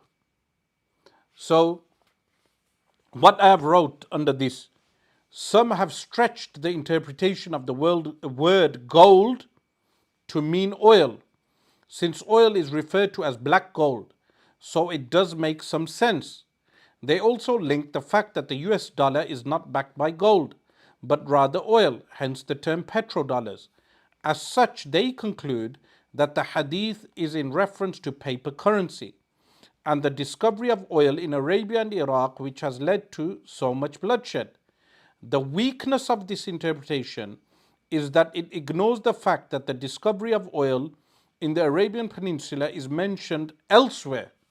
But there is also weakness in the interpretation due to other reasons. For instance, no such war has occurred around the Euphrates wherein 99% of the people die. There are also ahadith which mention the sanctions on Iraq and the mass migration of Iraqis to Syria cited earlier, but none of them relate to the Euphrates gold, but clearly do relate to the Gulf Wars. The term gold, dhahab, as in black gold, is not utilized as a metaphor for oil in Arabic, a point made by Shaykh Abdullah Sirajuddin. The Euphrates River drying up and the revealing of the gold deposits is said to occur after what is termed as the fitna of Sham, or the fourth fitna, though in some narrations it occurs 12 years after, while in other narrations 18 years are mentioned. So if we consider fitna to Sham to have occurred in 2011, by 2023, 12 years are finished.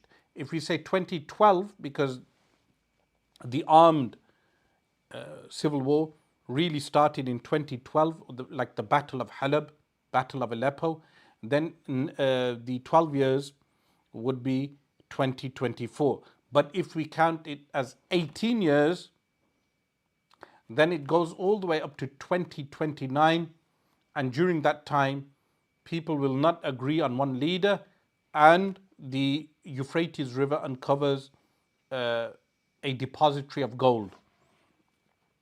So, Nu'aym bin Hammad narrated in Al-Fitan, Abu Hurairah radiallahu anh said, the fourth fitna will last 12 years, dissipating whenever it will finish. So there is an uncertainty of the finishing. It's between 12 and 18 years. And remember, the fitna to Sham continues now also. The country is divided, and as was mentioned, that Sham will be split, Iraq will become a battleground, and Egypt will become dry and disintegrated. When the Euphrates reveals a mountain of gold, then 7 out of every 9 will be killed for it. So here it mentions 7 out of every 9. In another narration, the hour will not arrive before the Euphrates dries up, unveiling a mountain of gold, for which people will fight.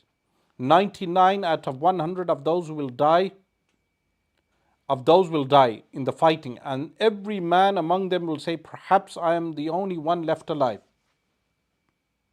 Meaning this is a fitna. The way some people become dazzled by a new leader and perhaps believe he is from the Ansar of Al-Mahdi. Meaning it's a fitna, it's a tribulation. Similarly, some of them will say, perhaps I will be the person who will survive to take the gold. Also in Al-Fitan of Nu'aym bin Hammad, I'll give you the exact number of the hadith. 1961. It mentions the Messenger of Allah sallallahu alaihi wasallam said,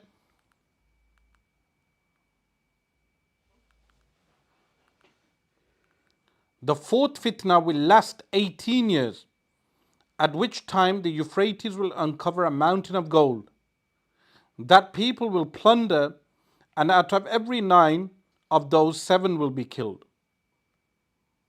And then another version in the Sunan of Ibn Majah.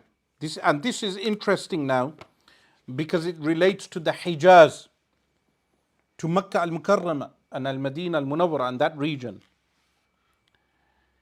Ibn Majah, he relates in the Sunan that the Messenger of Allah sallallahu alaihi wasallam said, 3 people, and this is something important, 3 people will kill for your treasure. Each will be the son of a caliph. Not one of them will attain it. So how do we clarify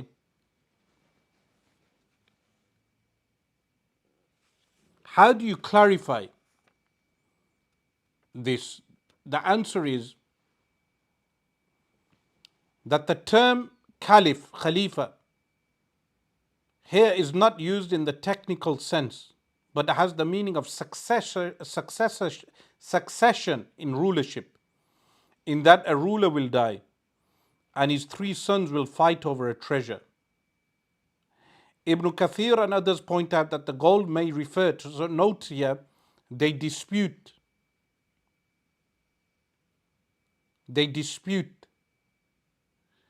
what gold is this in reference to.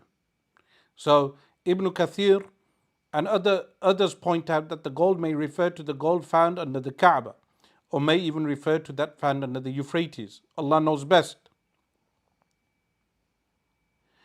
This will be made clear when the sign occurs. What is clear is that when this caliph dies, it will set in motion a civil war in the Arabian Peninsula, preempting the appearance of Al-Mahdi.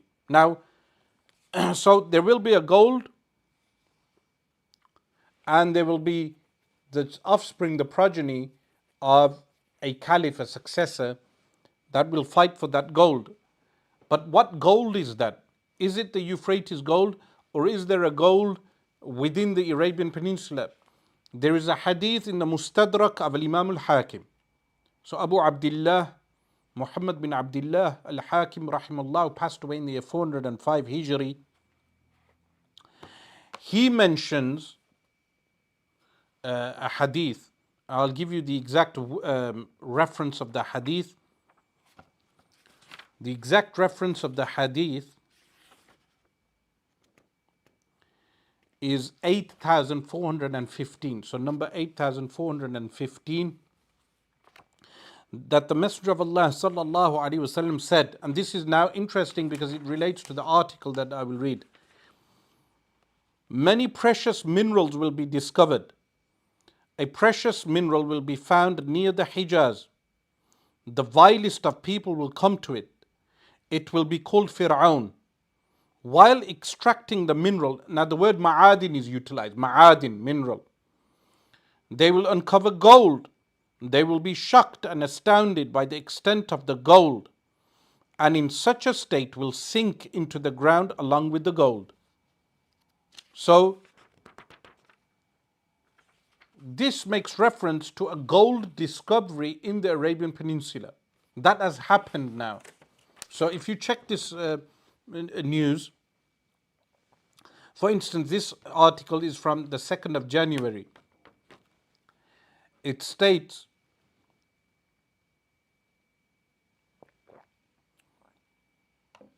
Ma'adin announces significant gold discovery in Saudi Arabia. Saudi Arabian mining company Ma'adin, so the company is called Ma'adin, the hadith states Ma'adin. Remember, the hadith states they will refer to it as Fir'aun. Now, there are companies, like in Canada, there's a company called Ferran, F-E-R, it's an acronym, Ferran, that does mining. Whether Ferran has taken the contract is yet to be seen. There are mining companies known as Ferran, but that sign hasn't occurred yet. But what has occurred is that gold has been discovered in Arabia. Gold has been discovered in Arabia. The article states Saudi Arabian mining company Ma'adin has announced the discovery of significant gold resource potential extending along a 100 kilometer strike from the existing Masara gold mine. Meaning near the gold, they have found gold. This is the first find from the company's extensive exploration program launched in 2022, aimed at building Ma'adin's production pipeline. Exploration around Masara has focused on identifying potential deposits of similar scale with similar geology. Encouraging drill results from multiple sites on Uruq South along a 100 kilometer stretch south of Masara have uncovered similar geological characteristics and chemistry to the Masara deposit. These results include high-grade drill intercepts found 400 miles away from and under Masara, with several high-grade intercepts, including core intercepts showing 61 meters. And they mentioned the measurements as well with regard to how much gold they believe is found. The article continues, and he states Robert Wilt, CEO Ma'adin, said last year Ma'adin embarked. Remember, this belongs to the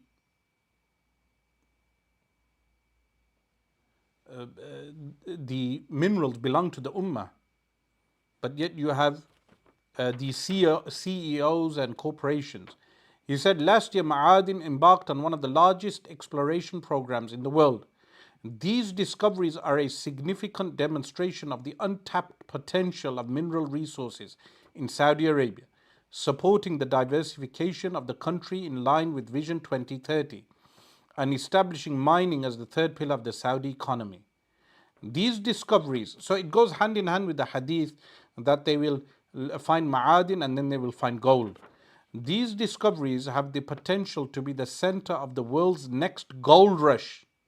I'll repeat that again.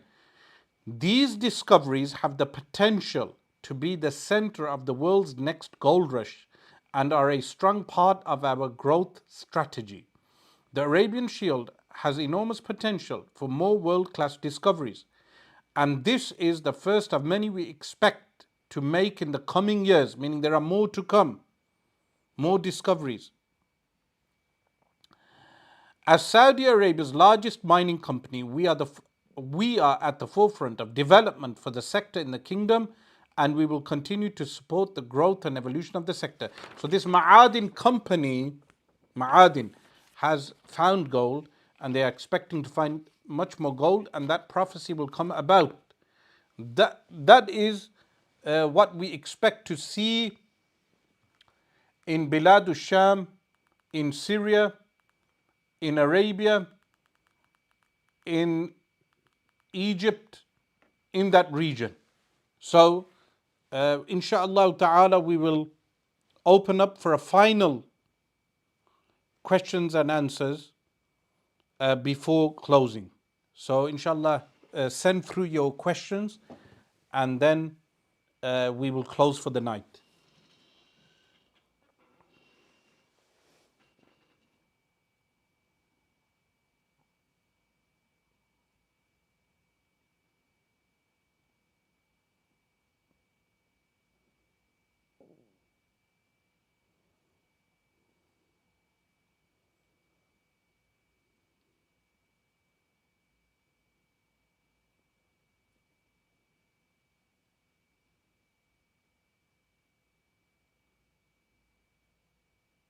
Someone asks, do you think Trump will do better than Biden?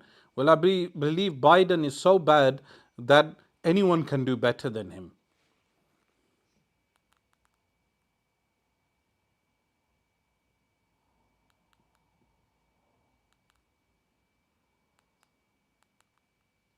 Someone asks, can you advertise a one-day seminar at SBC on end of times and current minor and major signs in detail and all the phases, open to all brothers nationally? Inshallah, we can arrange such an event in the near future.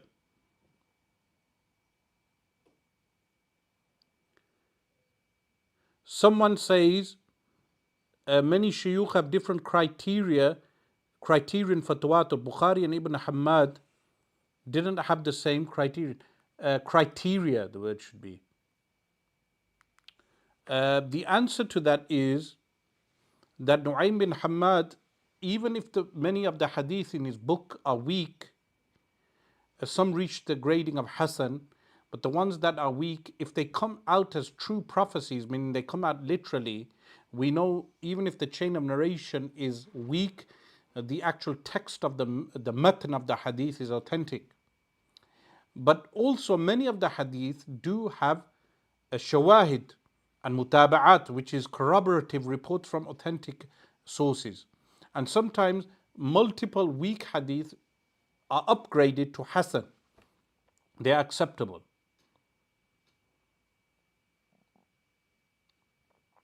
Someone asks, Sheikh, what will happen to Americas and Australia? Do hadith indicate that there will be a volcano destroying them? Or that kind? Well, there is a reference to what I believe is the United States of America, which is found in my book, Navigating the End of Time. I shall cover that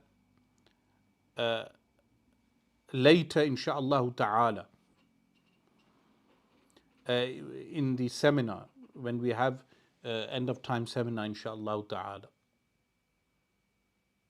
Someone asks, is there ikhtilaf, difference of opinion concerning the beard length, or is it a fistful? Is that just one interpretation? Is it true one cannot lead the prayer if they do not have a fistful? I would have to say, brother, this question has been asked so many times, and I have to say that sometimes you need to listen to what is being discussed and stick to the subject. Someone asks, what do you think of Trump's inauguration today?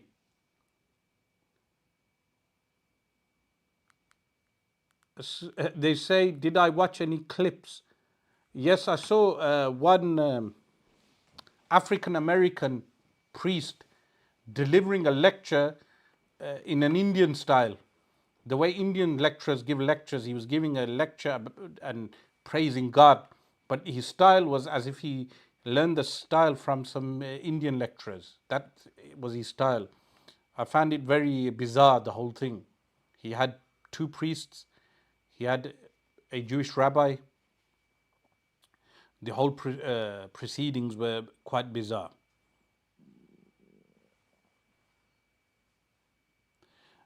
Sheikh, what do you think the future of China is while analyzing hadith? I make reference to China because some have attempted to interpret the hadith of the common enemy between Ar-Rum and the alliance with Al-Mahdi as being China. I make allusion to that, but it's not something that you can conclude with current events. If you study my book, Navigating the End of Time, you will realize that there is a rule, a qaida. I say some things you cannot interpret until they occur. That is a rule. There are so many hadith you will come across that you can never interpret those hadith until they actually occur. So that is one of those hadith.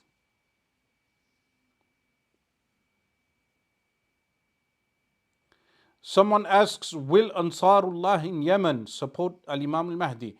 I would say the Yemenis will support Al-Imam al-Mahdi, there is no doubt. Yemen as a whole is a great nation, one of the greatest nations within Biladul Islam. Someone asked, Trump said he will drill, drill and drill and keep drilling for oil and other fuels. Do you think he will target the Middle East? No, I believe he is referring to drilling within America, within the United States of America, and exporting that oil abroad. So in one sense that benefits the Muslims because then there is less exploitation of our natural resources if America utilizes its own natural resources.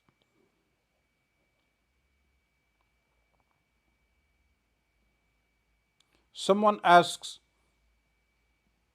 which current leader in our time suits the three sons prediction currently? The answer is you cannot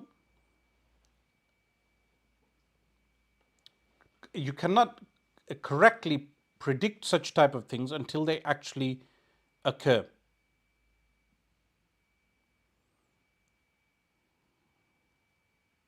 Someone asks, did Al-Imam al-Bukhari rahimahullah insult Al-Imam Abu Hanif? The answer is no, he did not. That is incorrect. In fact, both Al-Imam Ahmad bin Hanbal and Al-Imam Bukhari praised Al-Imam Abu Hanifa. Now there are some people, they point out in the Sahih of Al-Imam Bukhari, he has passages like وَقَالَ بَعْضُ النَّاسِ, he means the Hanafis. وَقَالَ بَعْضُ النَّاسِ, it's only around 23 times. Al-Imam Abdul Ghani Al-Ghunaymi Al-Maydani wrote an entire monograph on the subject, and Shaykh Abdul Fattah Abu Ghudda rahimahullah, he did a critical edition of that work. But what we conclude from that, Al-Imam al-Bukhari differed more with the other madhahib than he differed with the Hanafis on fiqh issues, not on usuluddin.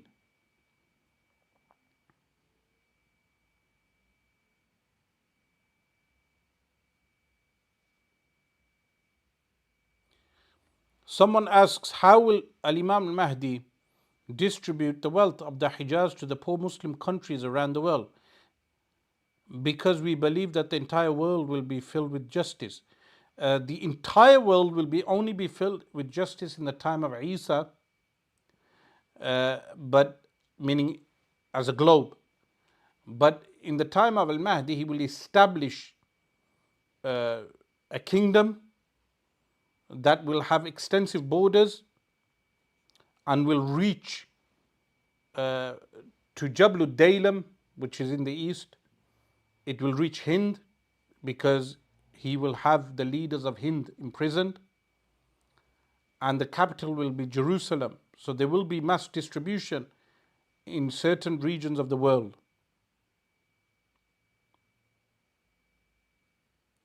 Someone asks, are the Ya'juj and Ma'juj awake and do they function as a society inside a mountain, or are they just asleep? The answer is they function as a society.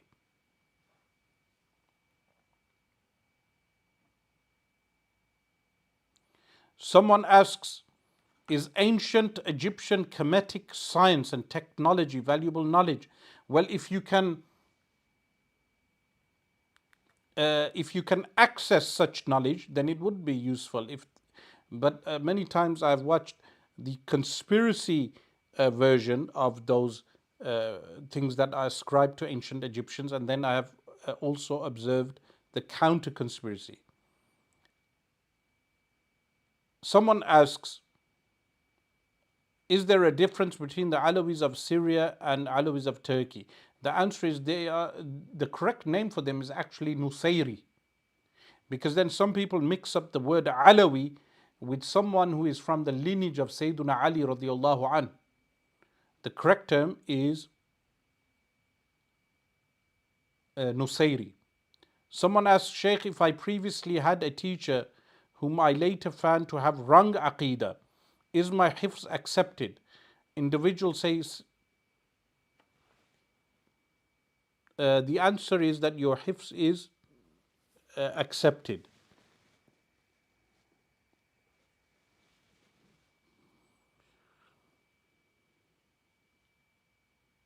Someone asks, are the Abdals alive now? The answer is yes.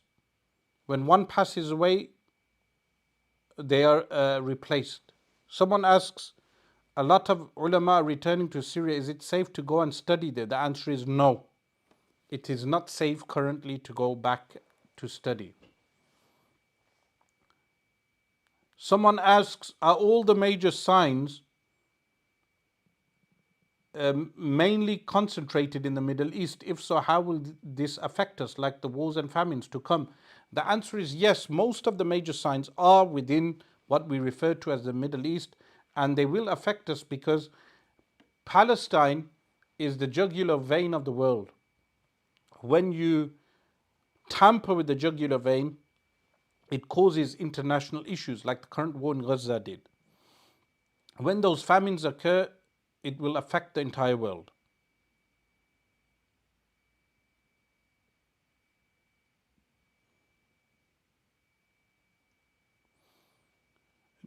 Someone asks, do you think that in Syria is where Sufyani present now would be after the current setup? Sufyani's appearance is actually after the appearance of the gold in the Euphrates River.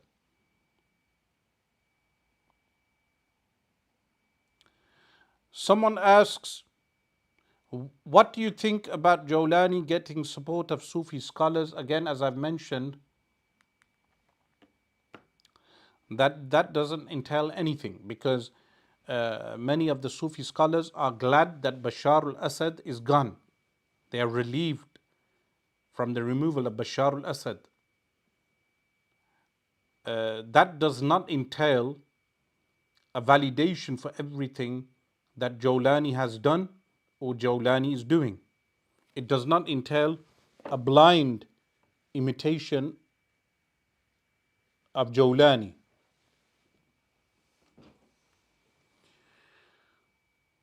Someone asks, what do you think about Nu'aym bin Hammad's hadith concerning the Turks that linked them to Ya'juj and Ma'juj? That is in reference to lineage. So the lineage of Ya'juj and Ma'juj, they share a common ancestor.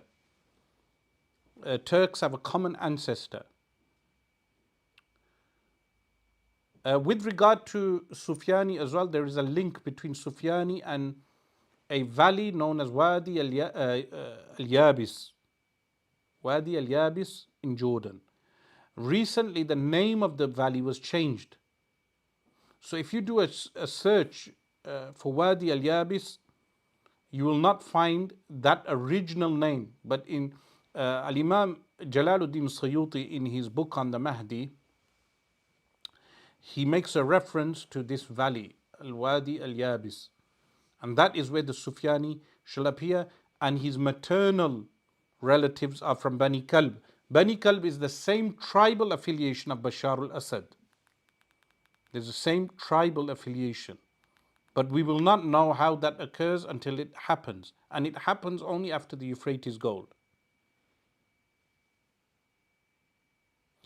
Someone asks, can you recommend a book on Athari Creed? Yes, there was a book recently translated in English by Shaykh Yusuf al-Hambali on Athari Creed. But there are other books like the works of Imam Muhammad bin Ahmad as-Safarini rahimahullah in Arabic. Those are very beneficial works.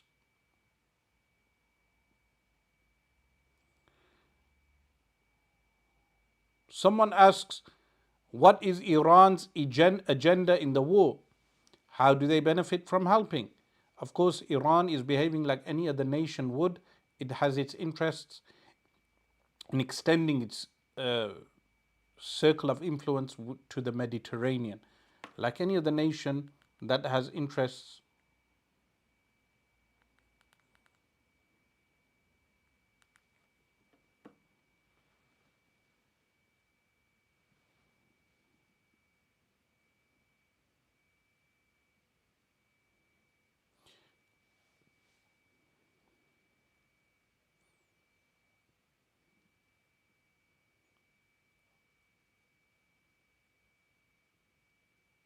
Someone asks, should we physically prepare ourselves for the Mahdi? The answer is yes. A person should physically prepare themselves as well as spiritually. Inshallah, we will stop there for tonight. And remember, stay wary, keep your eyes open, read Surah Al-Kahf every Friday. Do not blind follow Jawlani or anyone else. Use your minds, stick to the nusus of the Quran and the Sunnah, and keep your eyes on events in Egypt and Syria as they unfold in the coming weeks and months. And inshallah, there will be more victory for Ahlul Palestine in the coming years. Perhaps during these 4 years of the presidency of Donald Trump, there will be a greater victory for Palestine. Wassalamu alaikum wa rahmatullah.